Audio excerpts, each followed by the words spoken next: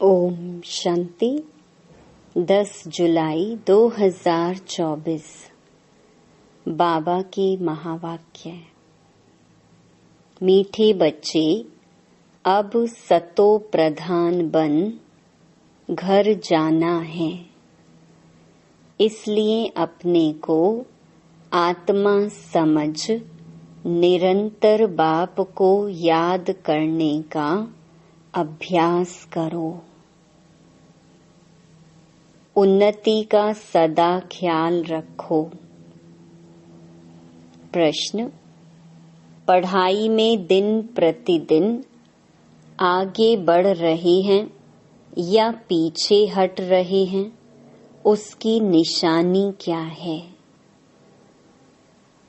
उत्तर: पढ़ाई में अगर आगे बढ़ रहे हैं तो हल्केपन का अनुभव होगा।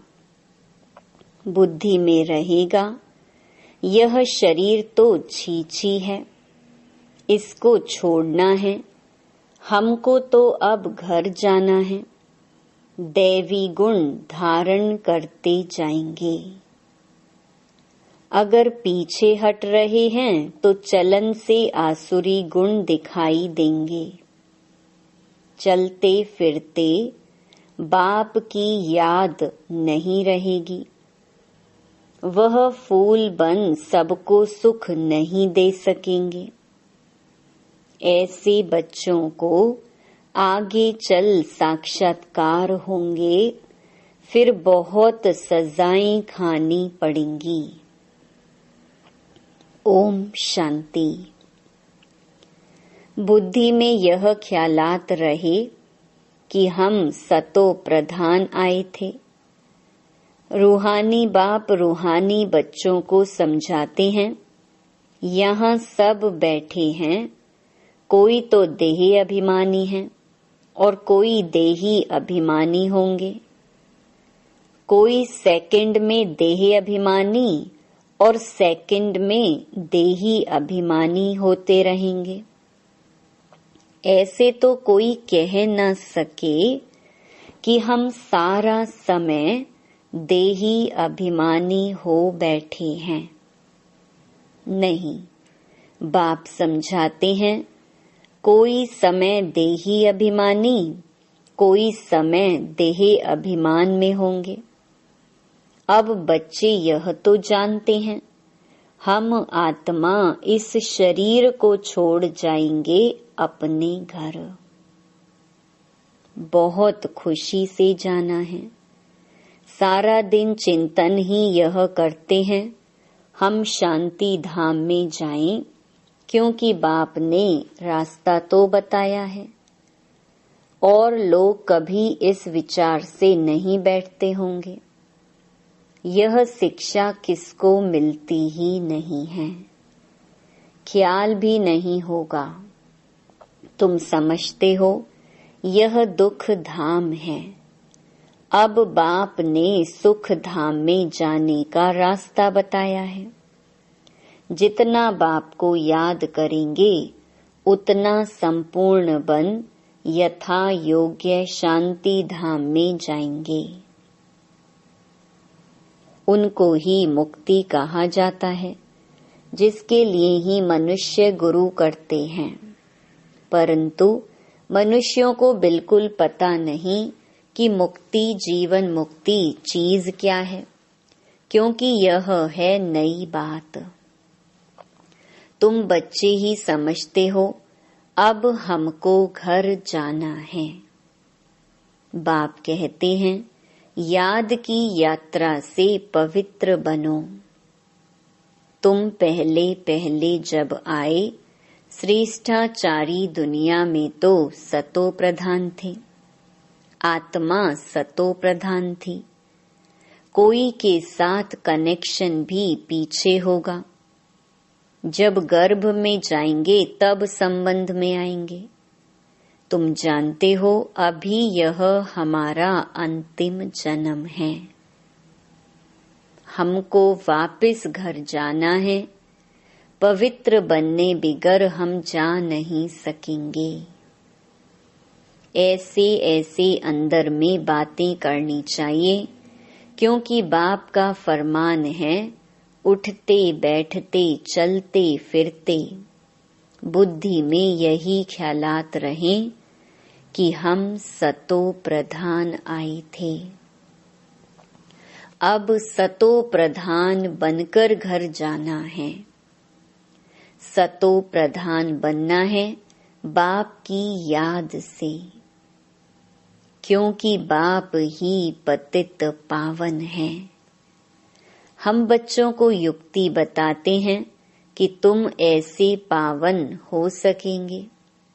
सारी सृष्टि के आदि मध्य अंत को तो बाप ही जानते हैं और कोई अथॉरिटी है नहीं। बाप ही मनुष्य सृष्टि का बीज रूप है। भक्ति कहाँ तक चलती है यह भी बाप ने समझाया है। इतना समय ज्ञान मार्ग, इतना समय भक्ति। यह सारा ज्ञान अंदर में टपकना चाहिए। जैसे बाप की आत्मा में ज्ञान है, तुम्हारी आत्मा में भी ज्ञान है। शरीर द्वारा सुनते और सुनाते हैं। शरीर बिगड़ तो आत्मा बोल न सके। इसमें प्रेरणा व आकाशवाणी की बात होती नहीं। भगवानुवाच है तो जरूर मुख चाहिए, रथ चाहिए। गधे घोड़े का रथ तो नहीं चाहिए। तुम भी पहले समझते थे कलयुग अभी 40,000 वर्ष और चलना है। अज्ञान नींद में सोए पड़े थे, अब बाबा ने जगाया है। तुम भी अज्ञान में थे, अब ज्ञान मिला है। अज्ञान कहा जाता है भक्ति को। अब तुम बच्चों को यह ख्याल करना है, हम अपनी उन्नति कैसे करें, ऊंच पद कैसे पाएं। अपने घर जाकर फिर नई राजधानी में आकर ऊंच मर्तबा पाएं। उसके लिए है याद की यात्रा। अपने को आत्मा तो जरूर समझना है। हम सब आत्माओं का बाप परमात्मा है। यह तो बहुत सिंपल है, परंतु मनुष्य इतनी बात भी नहीं समझते। तुम समझा सकते हो कि यह है रावण राज्य, इसलिए तुम्हारी बुद्धि भ्रष्टाचारी बन गई है। मनुष्य समझते हैं जो विकार में नहीं जाते हैं वह पावन है। जैसे सन्यासी हैं, बाप कहते हैं वह तो अल्प काल के लिए पावन बनते हैं। दुनिया तो फिर भी पतित है ना। पावन दुनिया है ही सतयुग। पतित दुनिया में सतयुग जैसा पावन कोई हो नहीं सकता। वहां तो रावण राज्य ही नहीं, विकार की बात ही नहीं, तो चक्कर लगाते घूमते फिरते बुद्धि में यह चिंतन रहना चाहिए। बाबा में यह ज्ञान है ना। ज्ञान सागर है तो जरूर ज्ञान टपकता होगा। तुम भी ज्ञान सागर से निकली हुई नदियां हो। वह तो एवर सागर ही है। तुम एवर सागर नहीं हो। तुम बच्चे समझते हो हम तो सब भाई भाई हैं। तुम बच्चे पढ़ते हो, वास्तव में नदियों आदि की बात नहीं। नदी कहने से गंगा जमुना आदि कह देते हैं। तुम अभी बेहद में खड़े हो। हम सब आत्माएं एक बाप के बच्चे भाई भाई हैं। अभी हमें वापस घर जाना है, जहां से आकर शरीर रूपी तख्त पर विराजमान होते हैं। बहुत छोटी आत्मा है, साक्षात्कार होने से समझ न सके। आत्मा निकलती है तो कभी कहते हैं माथे से निकली, आँखों से, मुख से निकली, मुख खुल जाता है, आत्मा शरीर छोड़ चली जाती है तो शरीर जड़ हो जाता है। यह ज्ञान है। स्टूडेंट की बुद्धि में सारा दिन पढ़ाई रहती है। तुम्हारे भी सारा दिन पढ़ाई के ही ख्यालात चलने चाहिए। अच्छे अच्छे स्टूडेंट के हाथ में सदैव कोई ना कोई किताब रहती है, पढ़ते रहते हैं। बाप कहते हैं तुम्हारा यह अंतिम जन्म है। सारा चक्कर लगाकर अंत में आए हो तो बुद्धि में यही सिमरण रहना चाहिए। धारणा कर औरों को समझाना चाहिए। कोई को तो धारणा होती ही नहीं। स्कूल में भी नंबरवार स्टूडेंट होते हैं, सब्जेक्ट भी बहुत होती हैं। यहाँ तो सब्जेक्ट एक ही है, देवता बनना है। यही पढ़ाई का चिंतन चलता रहे। ऐसे नहीं पढ़ाई भूल जाएं, बाकी और ख्यालात चलते रहें। धंधे वाला होगा, अपने धंधे के ही ख्यालात में लगा रहेगा। स्टूडेंट पढ़ाई में ही लगा रहेगा। तुम बच्चों को भी अपनी पढ़ाई में रहना है। कल एक निमंत्रण पत्र आया था इंटरनेशनल योग कॉन्फ्रेंस का। तुम उन्हों को लिख सकते हो। तुम्हारा तो यह है हठ योग। इसकी एम ऑब्जेक्ट क्या है? इससे फायदा क्या होता है? हम तो राजयोग सीख रहे हैं। परम पिता परमात्मा जो ज्ञान सागर है, वह रचयिता हमको अपना और रचना का ज्ञान सुनाते हैं। अब हमको वापस घर जाना है। मन मना भव, यह है हमारा मंत्र। हम बाप को और बाप द्वारा जो वर्षा मिलता है उसको याद करते हैं। तुम यह हठयोग आदि करते आए हो, इसकी एम ऑब्जेक्ट क्या है? हमने अपना तो बताया कि हम यह सीख रहे हैं। तुम्हारे इस हठयोग से क्या मिलता है? ऐसा रिस्पॉन्ड नटशेल में लिखना है। ऐसे ऐसे निमंत्रण तो तुम्हारे पास बहुत आते हैं।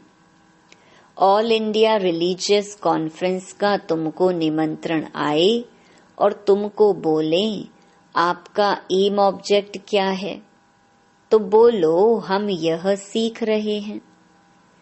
अपना जरूर बताना चाहिए। क्यों? यह राजयोग तुम सीख रहे हो। बोलो हम यह पढ़ रहे हैं। हमको पढ़ाने वाला भगवान है। हम सब ब्रदर्स हैं। हम अपने को आत्मा समझते हैं। बेहद का बाप कहते हैं अपने को आत्मा समझ मामेकम याद करो तो तुम्हारे पाप कट जाएंगे। ऐसी ऐसी लिखत बहुत अच्छी रीति छपाकर रख दो। फिर जहाँ जहाँ कॉन्फ्रेंस आदि हो वहाँ भेज दो। कहेंगे यह तो बहुत अच्छे कायदे की बात सीखते हैं। इस राजयोग से राजाओं का राजा विश्व का मालिक बनते हैं। हर 5000 वर्ष बाद हम देवता बनते हैं, फिर मनुष्य बनते हैं। ऐसे ऐसे विचार सागर मंथन कर फर्स्ट क्लास लिखत बनानी चाहिए। उद्देश्य तुमसे पूछ सकते हैं तो यह छपा हुआ रखा हो। हमारी एम ऑब्जेक्ट यह है। ऐसे लिखने से टेम्पटेशन होगी। इसमें कोई हठयोग व शास्त्रार्थ करने की बात नहीं। उनको शास्त्रार्थ का भी कितना अहंकार रहता है। वे अपने को शास्त्रों की अथॉरिटी समझते हैं। वास्तव में तो वह पुजारी हैं। अथॉरिटी तो पूज्य को कहेंगे, पुजारी को क्या कहेंगे? तो यह क्लियर कर लिखना चाहिए हम क्या सीखते हैं। बीके का नाम तो मशहूर हो गया है। योग तो 2 प्रकार का है, एक है हठ योग, दूसरा है सहज योग।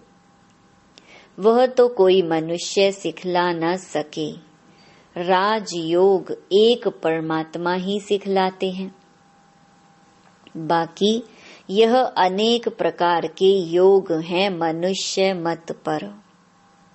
वहां देवताओं को तो किसके मत की दरकार नहीं, क्योंकि वर्षा लिया हुआ है। वह हैं देवताएं अर्थात दैवी गुण वाले। जिनमें ऐसे गुण नहीं उनको असुर कहा जाता है। देवताओं का राज्य था, फिर वह कहाँ गए, 84 जन्म कैसे लिए, सीढ़ी पर समझाना चाहिए। सीढ़ी बड़ी अच्छी है, जो तुम्हारी दिल में है वह इस सीढ़ी में है। सारा मदार पढ़ाई पर है। पढ़ाई है सोर्स ऑफ इनकम। यह है सबसे ऊंची पढ़ाई, दी बेस्ट। दुनिया नहीं जानती कि दी बेस्ट कौन सी पढ़ाई है। इस पढ़ाई से मनुष्य से देवता डबल क्राउन बन जाते हैं। अभी तुम डबल सिरताज बनने का पुरुषार्थ कर रहे हो। पढ़ाई एक ही है, फिर कोई क्या बनते, कोई क्या। वंडर है, एक ही पढ़ाई से राजधानी स्थापन हो जाती है। राजा भी बनते तो रंक भी बनते। बाकी वहां दुख की बात होती नहीं। मर्तबे तो है ना। यहाँ अनेक प्रकार के दुख हैं। फैमिन, बीमारियां, अनाज आदि नहीं मिलता, फ्लड्स आती रहती। भल लखपति करोड़पति हैं, जन्म तो विकारों से ही होता है ना। धक्का खाया, मच्छर ने काटा, ये सब दुख है ना। नाम ही है रौरव नरक। तो भी कहते रहते फलाना स्वर्ग पधारा। अरे स्वर्ग तो आने वाला है, फिर कोई स्वर्ग गया कैसे? किसको भी समझाना तो बहुत सहज है। अब बाबा ने ऐसे माना निबंध दिया है, लिखना बच्चों का काम है। धारणा होगी तो लिखेंगे भी। मुख्य बात बच्चों को समझाते हैं, अपने को आत्मा समझो। अब वापस जाना है। हम सतो प्रधान थे तो खुशी का पारावार नहीं था। अभी तमो प्रधान बने हैं। कितना सहज है। पॉइंट्स तो बाबा बहुत सुनाते रहते हैं, तो अच्छी रीति बैठ समझाना है। नहीं मानते हैं तो समझा जाता है, यह हमारे कुल का नहीं है। पढ़ाई में दिन प्रतिदिन आगे बढ़ना है, पीछे थोड़े ही हटना है। दैवी गुणों के बदले आसुरी गुण धारण करना, यह तो पीछे हटना हुआ ना। बाप कहते हैं, विकारों को छोड़ते रहो, दैवी गुण धारण करो। बहुत हल्का रहना है। यह शरीर छीछी है, इसको छोड़ना है। हमको तो अब जाना है घर। बाप को याद नहीं करेंगे तो गुलगुल नहीं बनेंगे। बहुत सजाएं खानी पड़ेंगी। आगे चल तुमको साक्षात्कार होंगे। पूछेंगे तुमने क्या सर्विस की है। तुम कभी कोर्ट में नहीं गए हो। बाबा ने सब कुछ देखा हुआ है। कैसे यह लोग चोरों को पकड़ते हैं, फिर केस चलते हैं, तो वहां भी तुमको सब साक्षात्कार कराते रहेंगे। सजाएं खाकर फिर पाई पैसे का पद पा लेंगे। टीचर को तो रहम आता है ना, यह नापास हो जाएंगे। यह बाप को याद करने की सब्जेक्ट सबसे अच्छी है, जिससे पाप कटते जाएं। बाबा हमको पढ़ाते हैं, यही सिमरण करते चक्कर लगाते रहना चाहिए। स्टूडेंट टीचर को याद भी करते हैं और बुद्धि में पढ़ाई रहती है।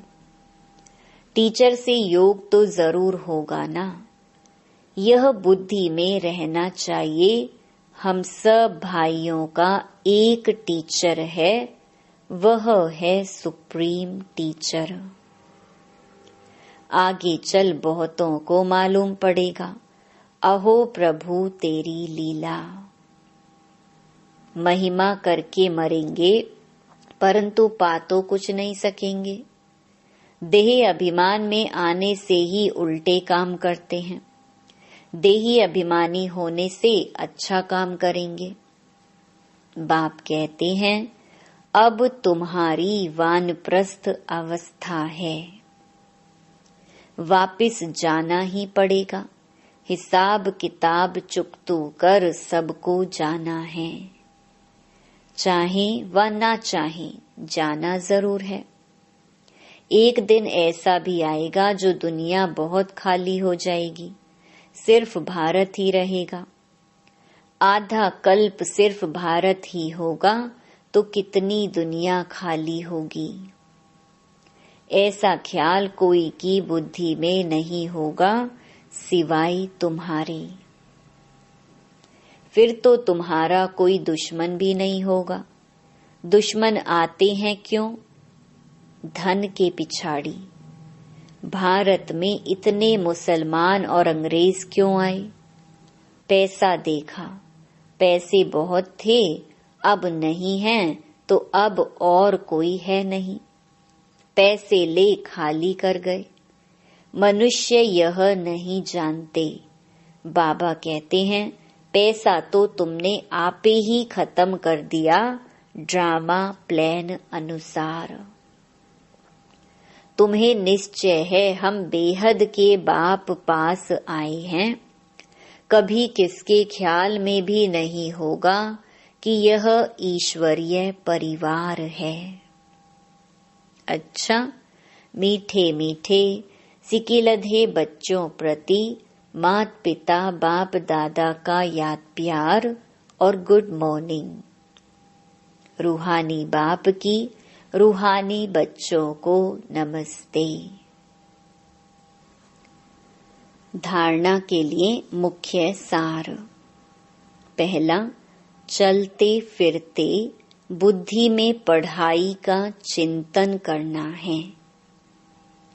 कोई भी कार्य करते बुद्धि में सदा ज्ञान टपकता रहे। यह दी बेस्ट पढ़ाई है, जिसे पढ़कर डबल क्राउन बनना है। दूसरा, अभ्यास करना है। हम आत्मा भाई भाई हैं। देह अभिमान में आने से उल्टे काम होते हैं, इसलिए जितना हो सके देही अभिमानी रहना है। वरदान, सत्यता की शक्ति द्वारा सदा खुशी में नाचने वाले शक्तिशाली महान आत्मा भव। कहा जाता है, सच तो बैठो नच। सच्चा अर्थात सत्यता की शक्ति वाला सदा नाचता रहेगा, कभी मुरझाएगा नहीं, उलझेगा नहीं, घबराएगा नहीं, कमजोर नहीं होगा। वह खुशी में सदा नाचता रहेगा, शक्तिशाली होगा। उसमें सामना करने की शक्ति होगी। सत्यता कभी हिलती नहीं है, अचल होती है। सत्य की नाव डोलती है, लेकिन डूबती नहीं। तो सत्यता की शक्ति को धारण करने वाली आत्मा ही महान है। स्लोगन: व्यस्त मन बुद्धि को सेकंड में स्टॉप कर लेना ही सर्वश्रेष्ठ अभ्यास है। ओम शांति।